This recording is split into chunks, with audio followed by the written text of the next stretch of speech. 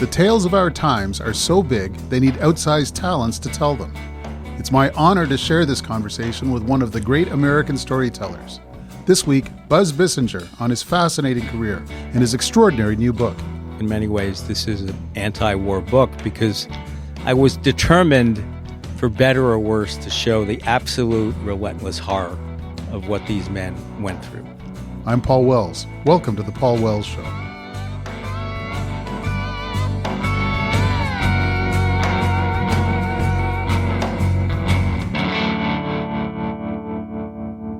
I'm so excited to bring you today's conversation with the American journalist and author, Buzz Bissinger.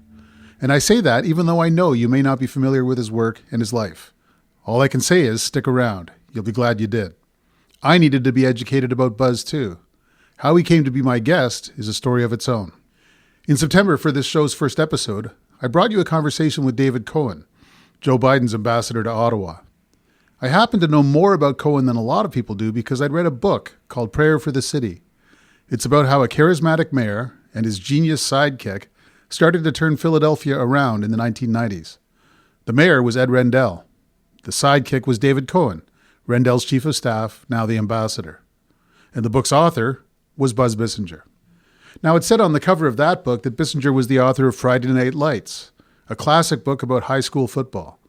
So when the embassy called me a couple months ago and said, Buzz Bissinger is coming to Ottawa to promote his new book, and would I like to interview him at his book launch, I thought, sure, why not? If nothing else, it'd be a nice favor to the ambassador.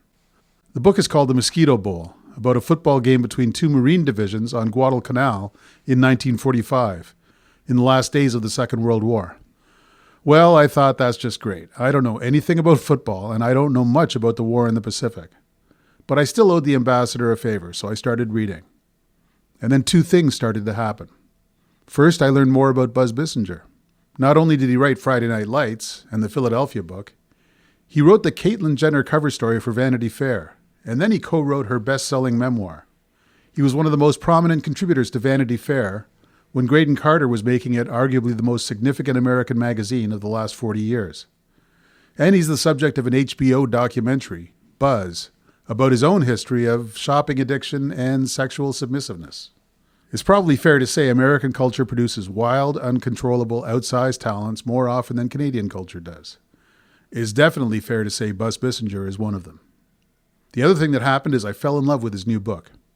The Mosquito Bowl isn't really about football.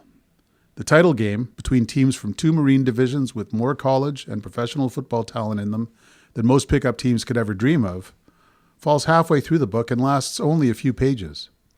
It's really about what happens next. All these young men we've been getting to know for hundreds of pages ship off to the Battle of Okinawa, the last grueling chapter of the war in the Pacific, and a quarter of them die in combat. The Mosquito Bowl is about family and community, loyalty, and the horror of war. It's a story maybe only Buzz Bissinger could tell.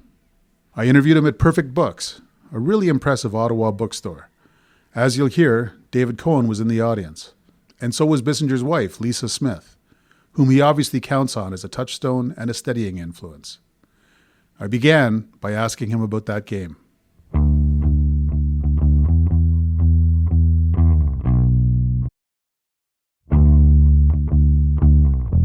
They built a regulation field. They built goalposts. They had marching bands at halftime. It was wonderful and improbable. Marines who were stationed there came from all over the island. There were 1,500 who came. You were allowed to get drunk. You were allowed to gamble. There was a lot of gambling on the game, particularly by the officers. And everyone had a ball, and that was the point. They had been training for months. Morale was flagging. So they thought this football game would really, even if it was for 3 hours, would really improve morale, give the guys something to look forward to, give them something to talk about. And it worked. And it was a way of bringing a little slice of home overseas, 6,000 miles to the Pacific. And it was really, I think, after that game, whether you could call them kids, but they were now men. They trained for a couple of weeks more, and then they shipped off to Okinawa, by far the bloodiest battle of the Pacific. And the upshot was of the 65 who played in that game, 15 were later killed at Okinawa. The difficulty of doing the book was, of the 65 who had played in that game, 64 were no longer with us. They had died. There was one who was alive, a great guy named Dave Mears, and I said, I'll take a shot. Dave, do you remember anything about the game? And he looked at me. That was 75 years ago. I don't remember what I did yesterday. I mean, so you got to be kidding me. So could I do it? How can I get into the interior lives of these guys if pretty much everyone is dead? But bit by bit, I discovered that several of families of the pivotal players that I was intrigued by had left a great paper trail with their families, or their families that kept everything. Whether it was letters home, whether it was letters from mom, letters from girlfriends, report cards, camp letters home, pictures that they drew when they were 5, and enough that I felt, all right, I think I can get at it, and let's do it. Before we get into the detail of the story itself, what did you think about the war before you began this project? And what did this project teach you about the war? I'm anti-war, obviously, and I think in many ways this is an anti-war book because I was determined, for better or worse, to show the absolute relentless horror of what these men went through. Because people have to know. And, you know, people say of Saving Private Ryan, oh, that beginning was incredible, and it was D-Day, and that was amazing, and that was great. Well, it wasn't so great for the people who were there. You know, they're in the middle of it, and they're getting killed, and they're terrified. My view of war after the book became darker, more pessimistic. It's hard for me to watch anything that has combat in it because, first of all, I think it's sanitized, but it reminds me of what these guys went through 10 times over. What I can do about it, I don't know. But it did change my aspect of war, and it also changed. I didn't know anyone in the military. I really did not know anybody. And in meeting these guys, these veterans, and reading about these guys who were magnificent men, who were cut down 23, 24, with so much of their lives ahead of them, I gained great respect for the military. These guys fought with such bravery, such sense of sacrifice, such duty, such willingness to serve, such willingness to live, and such willingness to die, which is something I don't know if we'll ever see in this country again. The Pacific Campaign was astonishingly brutal. It was essentially a bunch of islands, way stations leading up to the Japanese home islands. Correct. And the Japanese were going to defend those to the last man every time on each island. And the Americans had to throw everything they had at each island. And that's what leads to this, what turned out to be the final confrontation on Okinawa. And it's a grinder. You talk about a 250,000 people, Americans, Japanese, and civilians, right, bystanders, dying in 80 days. Did you have any sense of the scale of this thing? No, I mean, I knew about Okinawa. My father was at Okinawa. He was a rifleman on the front lines. He was 19 years old. I knew he was at Okinawa. He never talked about it. He would a little bit. He'd joke about it. But if it ever got serious, he would not talk about it. And I didn't think it was my right to ask him. I felt that's your private zone, and I need to respect that. But as I was doing research for the book or thinking about doing it, I'm looking up all these military records of all these guys. And I said, well, I might as well look up my father. I might as well see what he did or what battalion and regiment he was assigned to. And I get the muster rolls, which are easy to get. And we have the same name. I'm the third. He's the second. So there's my name, his name. He's attached to the 4th Regiment, which is one of the regiments that played in the football game, to the 2nd Battalion. And there were several from the 2nd Battalion. So he probably knew some of these players. And that blew me away, that connection. And although I didn't set out to do it, I said to myself, all right, well, now you got to do it. Like a lot of veterans, he would not talk about what he'd experienced. No. When David Cohen told me about this book a few months ago, I thought it was a football book. There's a football game in the title. You recount the kind of illustrious exploits of all of these kids as high school football stars, and then some of them going on to college and professional ball. And then the game itself is a bit of a black hole. People talked about the sort of festivities of the day, but the play-by-play is sort of not present. Well, I realize in hindsight, I just should have made it up. Everyone was dead. I mean, what the hell were they going to do, right? Seriously, I was thinking about it. What the hell were they going to do? Were they going to complain or write a letter to the editor? They couldn't do anything because there was, and I was surprised because the title Mosquito Bowl refers to the whole spectacle of the game, from who played in it, to the spectacle of it, to the planning of it, and then to the denouement, to the aftermath. But some people were very upset. He said, I kept turning the page wanting to hear about the game and hear about the game, and I couldn't hear anything about the game, and then I read about the game, and there was nothing about the game, and fuck you. That's what I would write. I just got an email addressed to Buzz Loser Bissinger. Really a nasty email, actually. But I didn't write him back because my wife won't let me do that anymore. That's what you stumble on when people are dead. There was no living record. Now, I was able to get, there was a reporter who had done some writing in the Mosquito Bowl, and I was able to get his notes, which really weren't that revealing. But I was stuck, and obviously I wasn't going to make it up, and you got to play the card that you were dealt. If there is a hole in the book, I think that's the hole. So in the paperback, there'll be several chapters on the game. This conversation never happened. But that was a hole. And there were other holes. I mean, there were moments where I wish I could have talked to someone about some of these players and gained some more information. A couple times early in the book, very much in passing, you say things like, and then they went out to the sock hop and they had a great time and they talked about the victory of the party, and they didn't even have smartphones, or they weren't even tweeting. Do you think of this book to some extent as a critique of the way we're living our lives now? A little bit. I actually think, in hindsight, it was kind of snarky. I don't think it was necessary. I think it was kind of stupid to put that in. You know, you're writing a book about history. Well, of course it wasn't fucking tweeting. I mean, who even knew what tweeting was, for God's sakes? And I thought that was unnecessary. And I did cut some of it out. But sometimes you just can't resist taking that type of shot. I did want to portray that this was a different time in life, much more innocent. There were no distractions that exist today. These guys read books. These guys read a lot of books because that's what you did. And I don't know who it was, but the publishing published millions of books for these guys, millions. And you were bored and you would be sitting around waiting for the next combat, and they read voraciously. How many athletes do you think have read a book in the past year? I'm the wrong guy to ask. Not many. Not many, much less how many have served in the military in the last year or the last 10 years. Not many. While we're on that, you used to be a bit of a terror on Twitter, to the extent that David Carr at the New York Times wrote a thing about Buzz Bissinger's tearing it up on Twitter.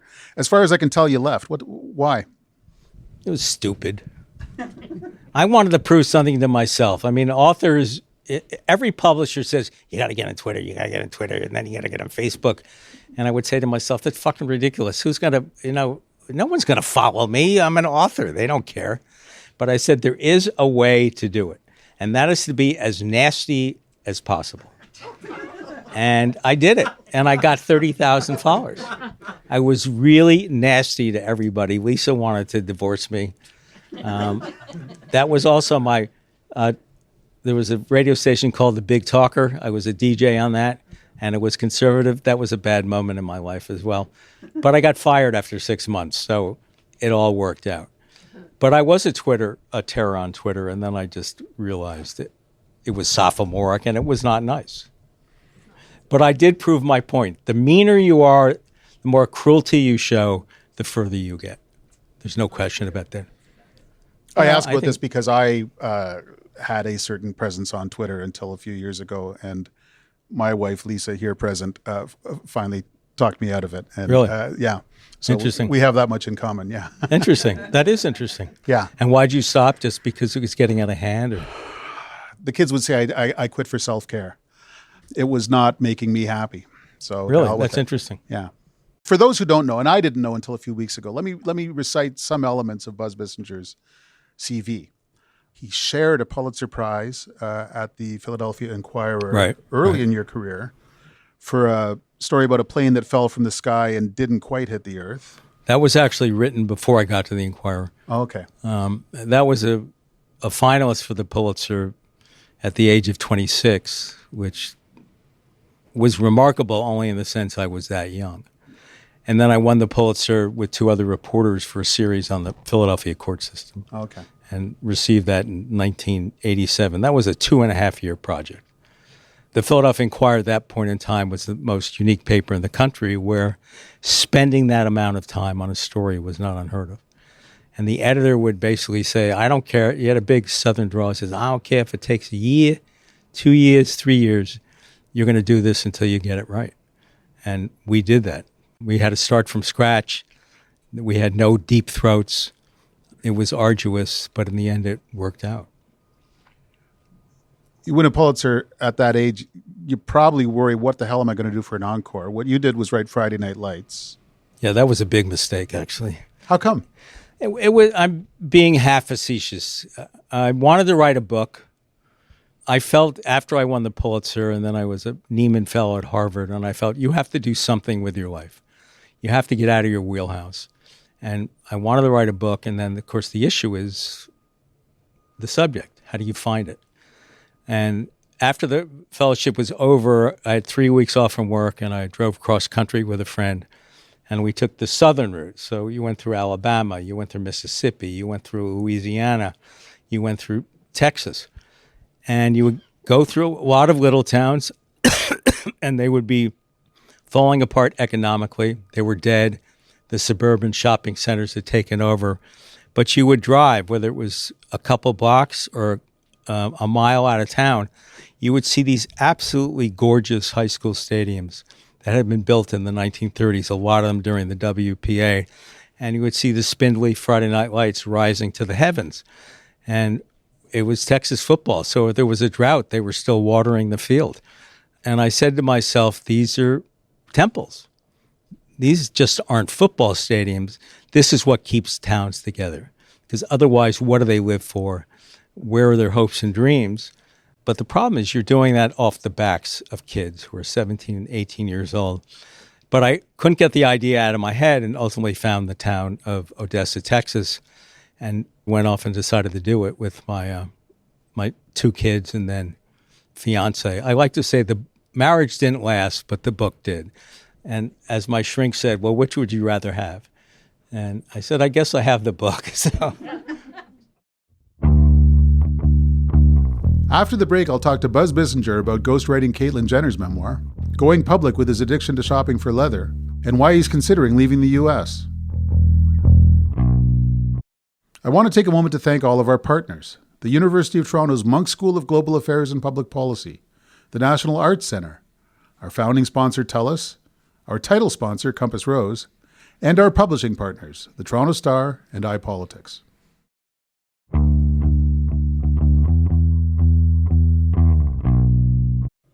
I want to bring one other person from your cast of characters in, which is one of the central characters of your book, Prayer for the City, which is a book about how Ed Rendell, then the mayor of Philadelphia, started to turn Philadelphia around in the 90s.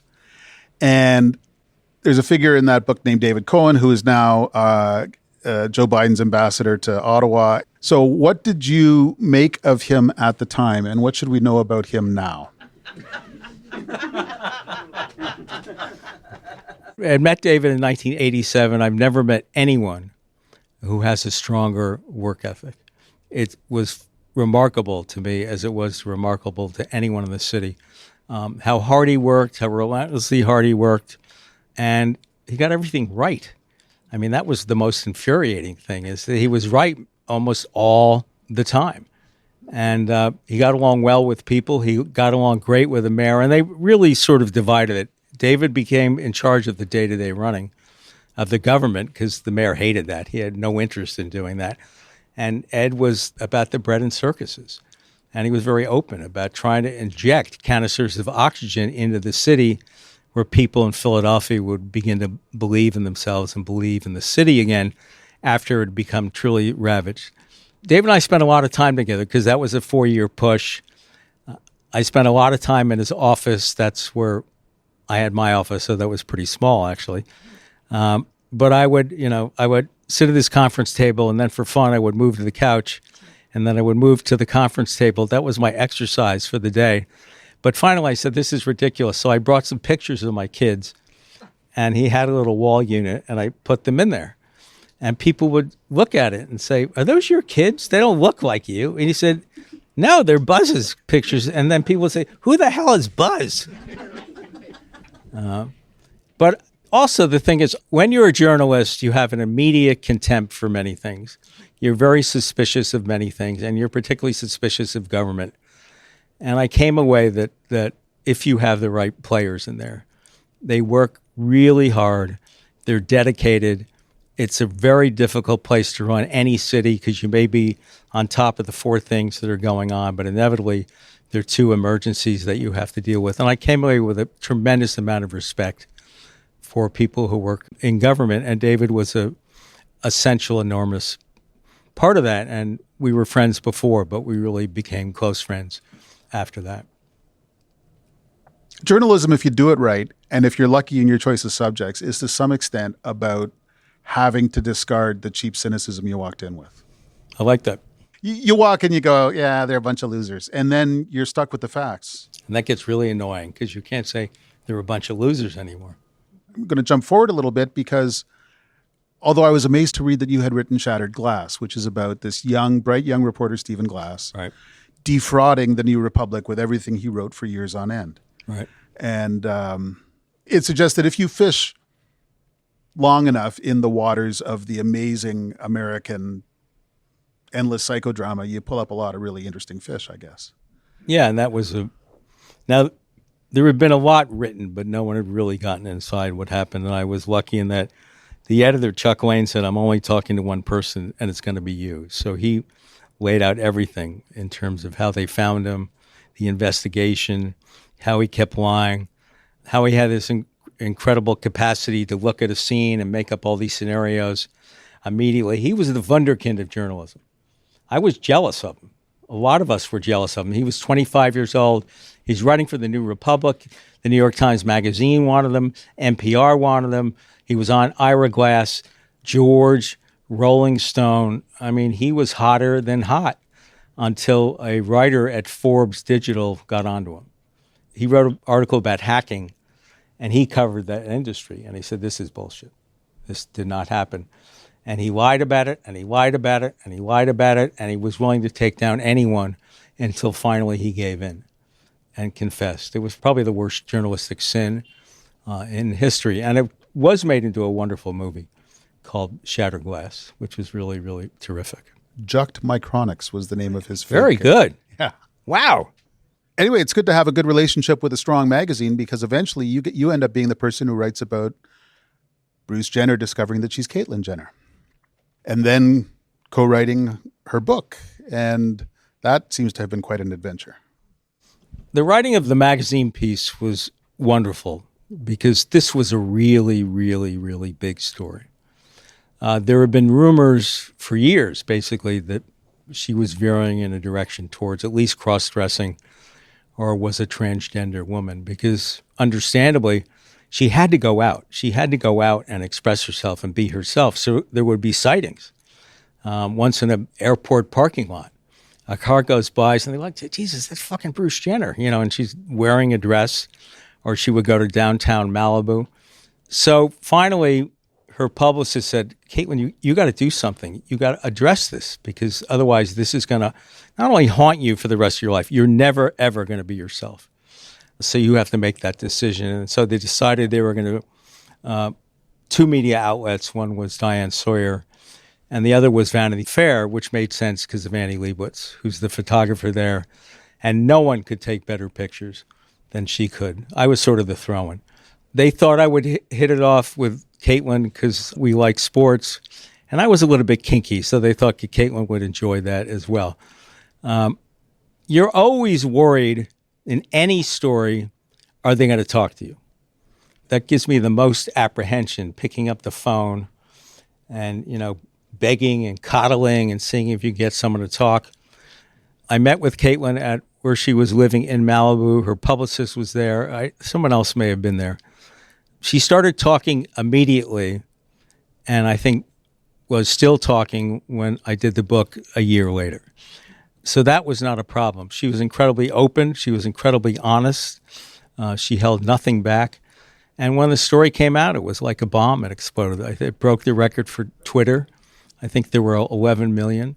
It was a really heady moment in magazines, and in many ways the last hurrah, because it only could have been done in a magazine. You could not have done that online. It had to be done in print, and it was really exciting. The book, not so exciting, but... It wasn't the first time that you had co-written a book. You had written Right. a book with LeBron James. Right. Every journalist on any scale of story has to decide how much of me is going to be in the book. Is it harder when it's not even your name on the cover, or at least Yeah, on I your mean, photo? look, I'm not, I was going to say I don't want to be J.R. Moyinger, who just ghost wrote a Prince Harry autobiography, and he did, well, now I do want to be him because he's making a lot of money. He's at peace with himself, and he's really, really, really good at it. He really tunnels in and gives a great sense of the person. And interestingly, he takes no credit for it. You won't find his name on any book except a small line of acknowledgments. I was never comfortable with that. I was never comfortable with the relationship because it's not my book. It's their book. They can do anything they want. And I felt in some way, I guess I'm being blunt, it was kind of whore's work. I was doing it to make money, most of which I pissed away on leather because I had developed a terrible addiction, a really terrible addiction. So it wasn't until I started doing the Mosquito Bell that I feel I came back to my real self and came back to the wheelhouse of what I had been really good at, which started with Friday Nights, and it continued in other books. I felt I had gotten pretty far afield. I had done television work. I'd worked for NYPD Blue. I had been on talk radio. I was foundering, and this book got me back to my roots, so to speak. This anticipates a question, which is how should I consider Secrets of My Life and Mosquito Bowl as a set? To some extent, they're about all-American heroes and then what happens next. Or is that too contrived? It's a little contrived because when Caitlin registered for the draft, they knew who she was, and they said, all right, flat feet, you're rejected. So I don't think she was particularly interested in serving in the military. I think they are different because she really had no interest in sports whatsoever, except in extreme sports. She was a gifted athlete in high school, then became a gifted decathlete, obviously, in college. But she liked extreme sports. She was an acrobatic pilot, and she loved to take people up in the plane and see how long it took them before they vomited. But she wasn't, into football or into anything that these guys were like. So I think there was really a difference. You've mentioned your extreme shopping habits and a lot of the personal trouble that you were going through as you worked on the book. It's not a secret because it was an HBO documentary called Buzz, which we can see on Crave here in Canada. Not my shining moment, I'll tell you, it was riveting TV. Well, it was riveting TV for the sense that my mouth is too big and I often say things without censoring. It was too personal. The best thing about it was I realized the damage and hurt I'd done, in particular to Lisa. And so in that way, it saved our marriage. I felt embarrassed. I felt shame for what I'd put you through. I'm amazed you're still here. But, there's a limit. It was just too personal. But at that point in time, I kind of liked doing stuff like that. I liked kind of raising a stink and, I guess, drawing attention to myself. But when it came out, I was really, really uncomfortable with it. Sometimes we have to hit bottom in one way or another before we can Correct. Move on. So the Mosquito Bowl is to some extent about the story, first of all, but it's also to some extent about recentering yourself. Yes. I don't want to exaggerate that. It sounds like I'm on Oprah now, but yes, it did recenter myself. I got back to what I liked. This was mine. It wasn't Caitlyn Jenner's. It wasn't LeBron James. It was mine. And I could do anything I wanted with it. I can make it great. I can make it terrible, but I didn't have to look over my shoulder saying, oh, God, I'm going to write it, and they're going to change it. Now, in the case of LeBron James, I think he read it. I'm not sure. And the only question and comment he had about it was, who's Attila the Hun? That's the only thing he asked. That's the only thing he asked. But This did return me to research, to interviewing people, to putting words together, to trying to find a way to tell the story. As I say, things that I had done well and had really gotten way, way far away from. When did you realize you were good at telling stories, and when did you realize it was going to be your life? I think I learned that at my second newspaper, which was the St. Paul Pioneer Press. They had a great editor, and they had another great editor who was hired for the Minneapolis Star. It was a very small staff, but it was great. We were scrappy, we were tough, we were arrogant. We started kicking the Minneapolis Tribune's ass, and they were really arrogant. And they didn't like that. But the editor, Deborah Howe, really encouraged it, encouraged storytelling. How do you tell a story? How do you put it together? And the upshot was, when I was there, it was my last story. I wrote a 30,000-word story. Now, this is in 1981. Today, forget it. You would not find it 30,000. It was 7 full pages in the paper. And that was a pure narrative. But you learn plot development. You learn stringing the reader along. You learn about drama. You learn about character development. You learn about pacing. You learn about momentum. And that's what I thought, you're pretty good at this. Now, at that point, I couldn't imagine writing a book. You would read a great book, like Anthony Lucas read Common Ground, which was an amazing book. But I said I could never do that. But bit by bit, I gained more confidence. And I think, as I said, after the fellowship at Harvard, I just felt, and the Pulitzer, I felt you got to take the shot. Because I was an editor, which I really didn't like.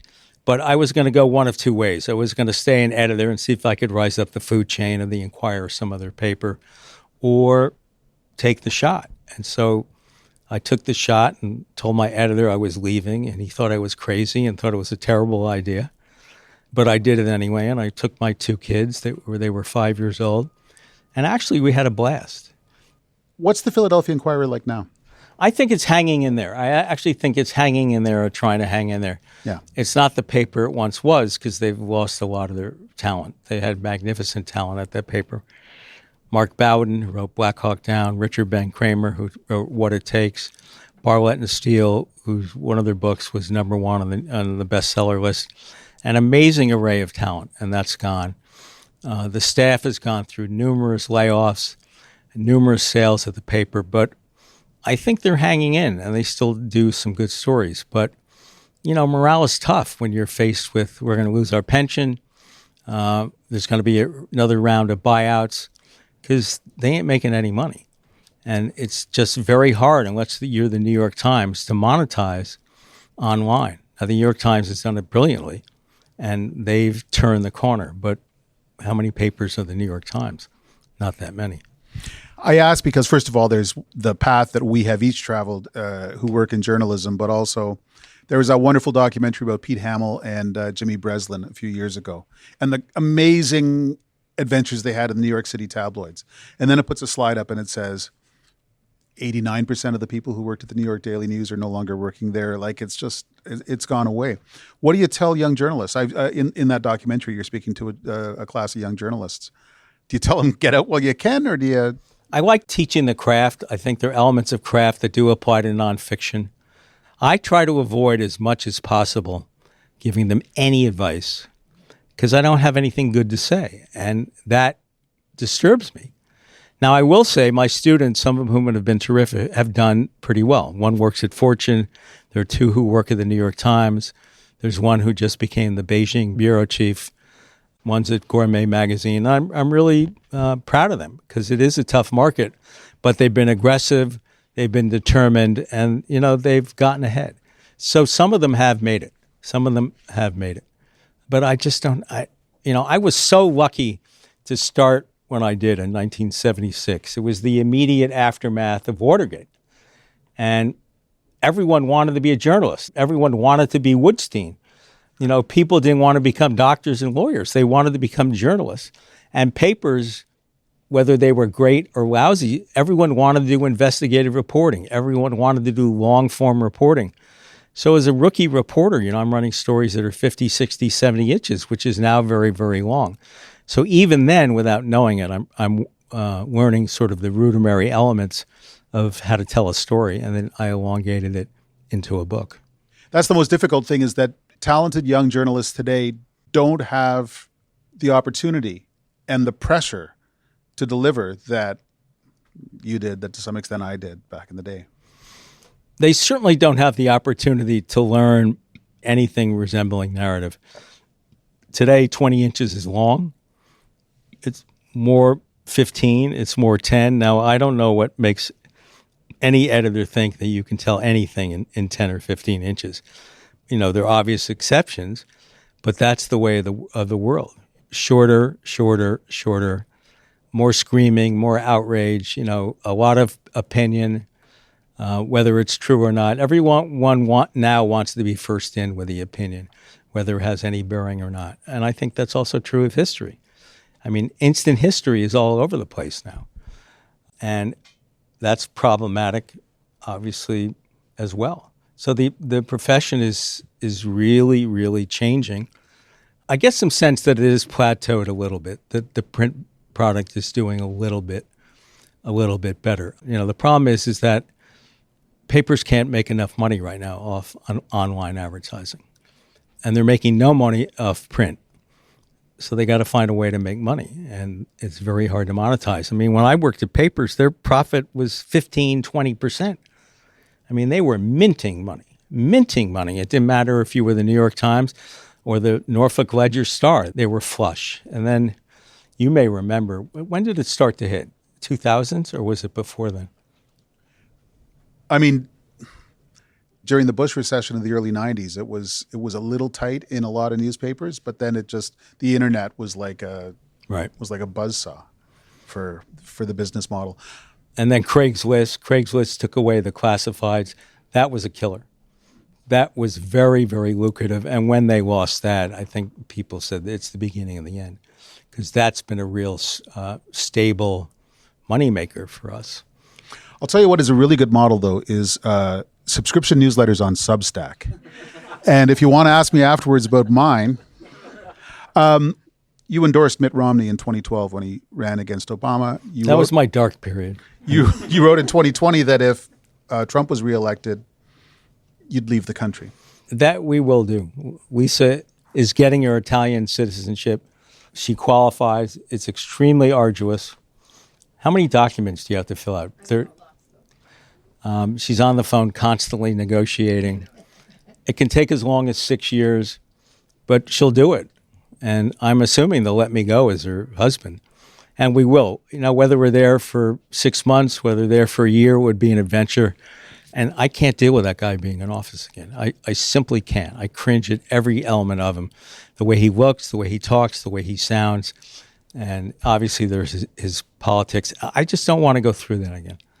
I don't. What happened to America between Mitt Romney and Donald Trump? Mitt Romney was 2012. Then there was kind of the blessed period of Obama. And, it was in many ways a magnificent time for the country. And in many ways it divided the country, because obviously there's racism and a lot of people resented him and didn't like him and didn't like his politics. But the ability of this country to elect a black president was a wonderful, wonderful sign. But obviously, I think the resentment was such that in 2020, by some miracle, Donald Trump, got back into office.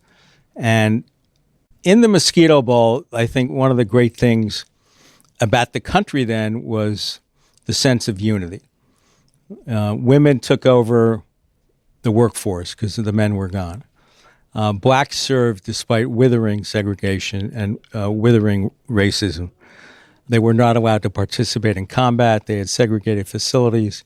If you had any white in your unit, whether he was a private and you were a captain, he took superiority over you. You could not command any white officers. But they served. They wanted to serve the country. And on the front lines, you had people from every economic stripe in every region of the country. So if you're rich or poor, whether you're from Brooklyn or Queens or North Carolina or Ohio, you had to learn to get along, because that's essential. And that's essential in war, because ultimately That's what's going to save you, is the love and the brotherhood. I think that's the most powerful element that makes men fight and fight effectively. And we've lost that. We've lost respect for other regions of the country, for other people who may be different. Now, it's happened once. Granted, it was wartime. But before Pearl Harbor, the country was also very, very divided. I mean, Roosevelt passed a draft bill, I think, by one vote. Nobody would have ever voted for war in Japan. Nobody, until Pearl Harbor. And then they finally reserved themselves. But I think Roosevelt was relieved. He had wanted to get in that war because he felt he had a moral obligation. And they say the happiest person in the room was Churchill, because he knew that finally America would enter the war, which is what he wanted. So we can be unified. We can put away differences, whether it has to be done in an atmosphere of crisis. That's a shame. But we are so ravaged. We are so divided. I mean, there are often times I don't really recognize the country. It's a magnificent country. It's a country of opportunity, but I don't recognize it. There's so much craziness. And, look at this guy Santos. How is he still kicking around? I mean, how is that possible? And he won't resign. I just don't get it. I just don't get it. And so there are times I find the country unrecognizable, and Trump was such a divisive force and loves that. He loves attention. He'll say anything. He's insulting. He's mean. He's cruel. I hate his tie because it goes really low. And I'm revolted by him. I really am. And so is Lisa. So you can all join us in Italy. We can all get a little, yeah, right. Get a villa. Well, I mean, it's a major factor in Canada-U.S. relations, is the sense among many Canadians, stronger than ever before, that we don't want any of that stuff to get on us. And, really? Yeah, it's a driver of a lot of our politics. Well, he came here once, is that right? Yeah. And it was insulting, wasn't he? Yeah. He awful tweets. Or... He came here long enough to have something to complain about as he left. Yes. He really is a despicable human being. Now, he's probably listening to this, and I'll be dead tomorrow. So this will be my posthumous interview.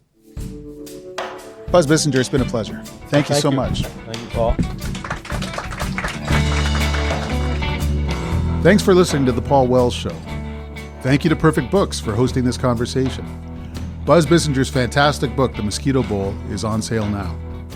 The Paul Wells Show is produced by Antica in partnership with the National Arts Centre and the University of Toronto's Monk School of Global Affairs and Public Policy. It's published by the Toronto Star and iPolitics. Thanks to our founding sponsor, TELUS, and our title sponsor, Compass Rose. Our senior producer is Kevin Sexton. Our associate producer is Haley Choi. Our executive producer is Lisa Gabriel. Stuart Cox is the president of Antica. If you're enjoying this show, spread the word. We'll be back next Wednesday.